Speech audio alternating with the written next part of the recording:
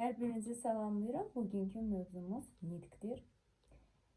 Körpələr dünyaya gəldiyi gündən etibarən artıq onların mərhələ-mərhələ nitqi formalaşmağa başlayır.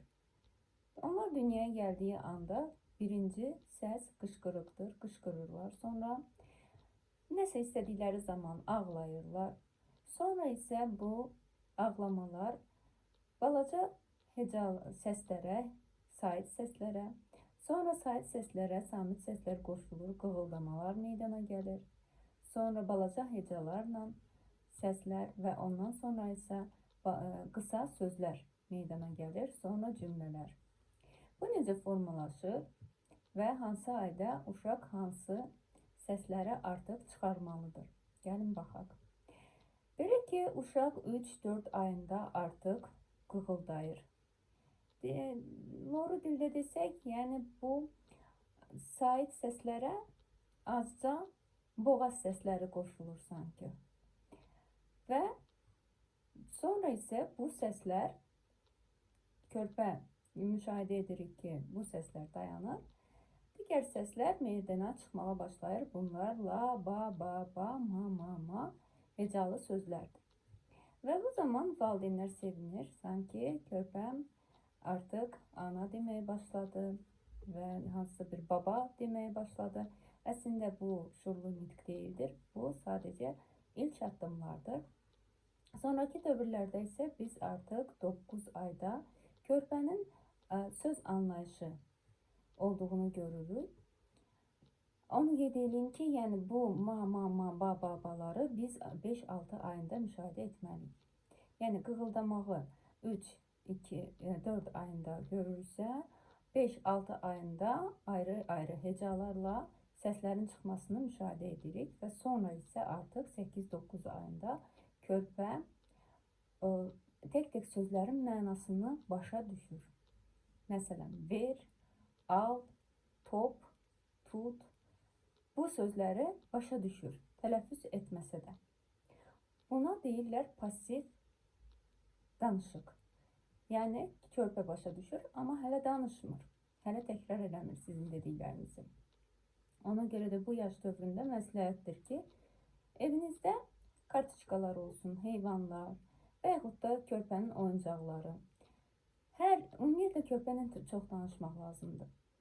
Hər şeyi göstərib onun adıyla demək lazımdır. Və dediyiniz zaman körpənin artıq yavaş-yavaş başa düşdüyünü, söhbətin nədən getdiyini başa düşür. Məsələn, hər dəfə eyni yerdən bir şəkili assaz, deyək ki, heyvan olmasın, körpənin babası, nənəsi, xalası şəklin görəndə, hər dəfə soruşanda ki, xala hardadır, körpə barmağın orada uzadır və göstərə bilər artıq 9 ayında. Və yaxud da əvvəl siz bunu edirsiniz körpənin əvəzinə, sonra isə körpədə sanki artıq refleks yaranır. Həmin şəkli görəndə artıq uzada bilir. Bu yaxşı olar ki, şəkilli kitablar olsun, kartonlar, kartoçkalar olsun və saitlər olsun.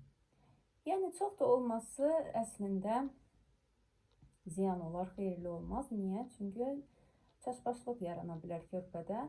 Körpəni ümumiyyətlə yükləmək lazım deyil. Məsələn, çoxsu erkən inkişafa meyillidirlər.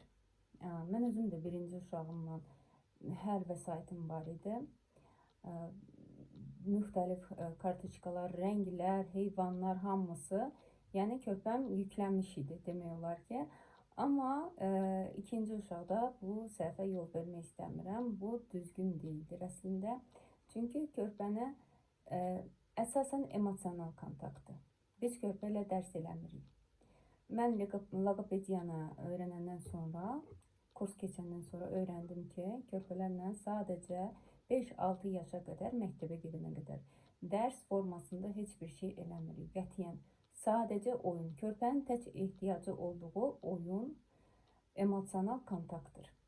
Körpəniz nə qədər emosional, intellektual olsa, dərslərində də narahat olmayın, bir o qədər müvəffəqiyyətli olacaq. Əsasən sizin onunla qurduğunuz emosional kontaktdır. Yəni, gülümsəmələr, sujetli oyunlar ola bilər, məsələn bu. Rezin belə oyuncaqlar götürüb və yaxud da əlinizə hər hansı bir qəhrəmanı geyinib, məsələn, onun nağılını danışanda özünüz də düzəldə bilərsiniz naskilərdən, nədənsə ora bir dənə göz qoymağınız yetərli olar. Danışanda körpə ilə nəsə belə nağıl danışanda onları göstərmək, kim hara getdi, neylədi. Körpənin beynində artıq o şəkillər qurulur sanki. O artıq başa düşür ki, söhbət nədən gedir. Yəni körpə ilə danışmaq deyəndə sadəcə radio kimi sanki sizi radio qurublar. Siz gedək indi yemək ye, mən sənə indi yemək verəcəm. Armud istəyirsən, yox, alma istəyirsən. İndi mən sənə su verəcəm. Su istəyirsən, yox, su istəmirsən, kompot istəyirsən. İndi gedirik, geyinirik, indi gedirik həyətə, indi bunlar lazım deyil. Davamsız danışmalar sizə heç bir effekt vermir. Körpə ilə hər zaman diyaloq şəklində sanki danışırıq. Bəlkə sizə gülməli gələ bilər ki, 1 yaşına qədər uşaq onsuz da heç nə başa düşmür. Yox, çox əla başa düşür sizə. Hətta o qığıldadığı zaman 4 ayında, siz ona yaxınlaşanda, təbəssüm edəndə və onun qığıldamalarını ona qaytarıb təkrar edəndə, orada dəyişkənliyi siz hiss edəcəksiniz. Danışmadığınız, ona yəni heç bir reaksiya vermədiyiniz anda və yaxud da ona reaksiya verdiyiniz anda görün nə böyük fərq var. Yəni körpə başa düşür. Körpə artıq 2-3 ayından danışıq səslərin adi axar sudan, yarpağın xışıltısından və yaxud da oyuncaqların səsindən çox gözəl ayıra bilir. Xüsusilə anasının səsini çox gözəl ayırır ki, anası onunla danışır. Hətta emosiyaları çox gözəl hiss edir körpə. Yəni siz ondan əgər keyfsiz, əhvalsız danışırsınızsa, körpə bunu hiss edir. Əgər siz ona həqiqətən də gülümsüyürsünüzsə, bu vaxt əhvalınız xoşsuzsa, körpə bunu da hiss edir və bunu sizə qaytarır. Ona görə də 1 yaşa qədər bu ali, yəni nitq ali bir şeydir. Əvvəlcə əgər bizdə balaca, yəni kiçik hərəkətlərimiz olur. Bu böyük motorikadır. Ondan sonra kiçik motorika, barmaqlarımızla icra etdiyimiz, əllərimizlə icra etdiyimiz hərəkətlər və ondan sonra artıq nitq formalaşmağa başlayır. Yəni bunlar hamısı zəncirvarı bir-birinə bağlıdır. Bir etapın ləngiməsi digər etapa təsir göstərir. Ona görə də körpənin iməkləmələri, yeriməsi, hamısı vaxtı-vaxtından olmalıdır. Ola bilər gecikmələr olsun, 1 həftə, 2 həftə, 1 ay, daha çox gecikmə artıq yəni sizin hər hansı bir mütəxəssisə müraciət etməyinizi göstərir ki, sonradan nitq ləngimələri olmasın. Dedik ki, nitq ali bir mərhələdir. Yəni bu başqa bir canlılarda yoxdur. Sanki yalnız insana məxsus bir pillədir. Yəni körpənin bura gəlib çatması onun psixikasının artıq formalaşması ilə bağlıdır. Emosional kontakt qurulmalıdır. Yəni siz nə qədər şəkillər göstərirsə göstərin, nə qədər kitablar alıb tökünsə körpənin qabağına, gündəlik göstərin, bu rəqəmləri öyrədin. Körpə sizi başa düşəcək təbii ki. Amma emosional kontaktın olmaması sonraki onun artıq nitqi tam formalaşanda onun üçün böyük bir problemlərə səbəb ola bilər. Bəs deməli 9 ayında dedik ki, körpə başa düşür. Artıq ona nə istədiyimizi amma cavab vermir. Dedik ki, bu pasiv danışıqdır. Bəs aktiv danışıq? Aktiv danışıq artıq 11-12 ayda olmalıdır. Nəzər yetirməliyik ki, körpə heç olmasa 5 söz bilsin. Ən asan sözləri özü tələffüz edə bilsin. Bilməsi, yəni başa düşməsi bu 25 sözə qədər ola bilər. Amma aktiv danışıq ən azı 1 yaşında artıq 5 söz olmalıdır. Bu ən azıdır. Və daha çox ola bilər. Elə uşaq var, 30 sözü tam tələffüz özü edə bilir. Belə uşaqlar da var.